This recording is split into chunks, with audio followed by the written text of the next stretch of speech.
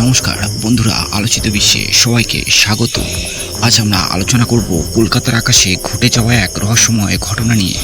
সম্প্রতি কলকাতার বিভিন্ন জায়গায় অজানা উড়ন্ত বস্তু বা ড্রোনের মতো কিছু দেখা গেছে।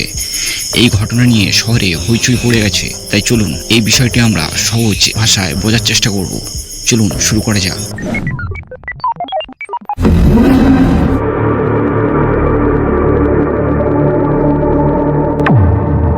গত মঙ্গলবার 19 মে 2025 রাত প্রায় 8:45 নাগাদ কলকাতার আকাশে কিছু অদ্ভুত আলো দেখা যায়। এই আলোগুলো হলদেটে সাদা রঙের ছিল আর মনে হচ্ছিল যেন ড্রোনের মতো কিছু উঠছে। এগুলো দেখা গেছে হেস্টিংস, বিদ্যাসাগর সেতু, ময়দান, পার্ক সার্কাস আর ফোর্ট উইলিয়ামের কাছাকাছি। ফোর্ট উইলিয়াম ভারতীয় সেনাবাহিনীর পূর্বাঞ্চলীয় কমান্ডের হেডকোয়ার্টার। এই জায়গাগুলো খুবই গুরুত্বপূর্ণ, তাই এই ঘটনা সবাইকে চিন্তায় ফেলেছে।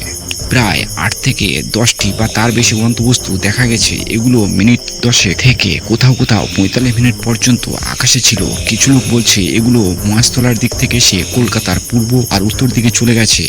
আবার কিছু লোক মোবাইলে এই আলোর ভিডিও তুলেছে এবং সেগুলো এখন সোশ্যাল মিডিয়ায় ভাইরাল। কিন্তু আসলে এগুলো কি ড্রোন নাকি অন্য কিছু এখনো কিছু পরিষ্কার নয়। এই ঘটনার পর কলকাতা পুলিশ তৎক্ষণাৎ তদন্ত শুরু করেছে।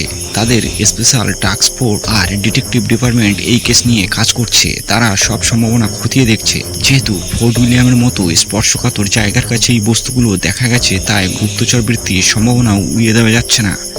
ভারতীয় সেনাবাহিনীও এই বিষয়ে তদন্ত করছে। কেন্দ্রীয় প্রতিরক্ষা মন্ত্রণালয় বলেছে সবাই যেন গুজব না ছড়ায়। তারা পশ্চিমবঙ্গ সরকারের কাছে এই ঘটনা একটা বিস্তারিত রিপোর্ট চেয়েছে।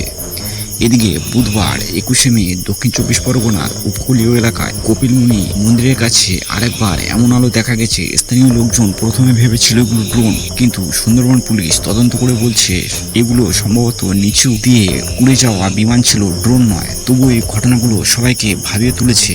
এখন প্রশ্ন হলো, এই উড়ন্ত বস্তুগুলো আসলে কি? এর কয়েকটা সম্ভাবনা রয়েছে, যেমন ড্রোন। এগুলো হয়তো কারো ব্যক্তিগত ড্রোন, কিন্তু এতগুলো একসঙ্গে আর এমন স্পর্শকাতর জায়গায় মনে হয় না। এছাড়া ফোর্ট উইলিয়ামের উপর দিয়ে ড্রোন ওড়ানো নিষিদ্ধ। প্রতিরক্ষা মন্ত্রণালয় বলছে হয়তো এগুলো কোনো নিচু দিয়ে উড়ে যাওয়া বিমান বা অন্য কিছু হতে পারে। কিন্তু তাহলে এত হইচই কেন? কখনো কখনো আলো বা মেঘের প্রতিফলন মনে হতে পারে ড্রোনের মতো, কিন্তু এত লোক একসঙ্গে ভুল দেখবে? আবার কিছু লোক মনে করছে এটা কোনো বিদেশি শক্তির কাজ হতে পারে।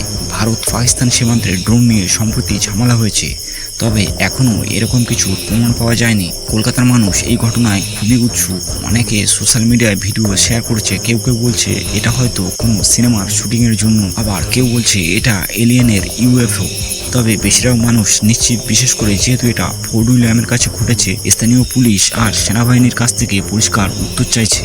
কলকাতা পুলিশ আর সেনাবাহিনী পুরোদমে তদন্ত করছে। তারা ড্রোনের রেকর্ড, বিমানের ফ্লাইট লগ আর ভিডিও ফুটেজ খতিয়ে দেখছে। কেন্দ্রীয় সরকারও এই ঘটনাকে গুরুত্ব দিচ্ছে। আশা করা যায় কয়েকদিনের মধ্যে আমরা জানতে পারবো এগুলো আসলে কি ছিল।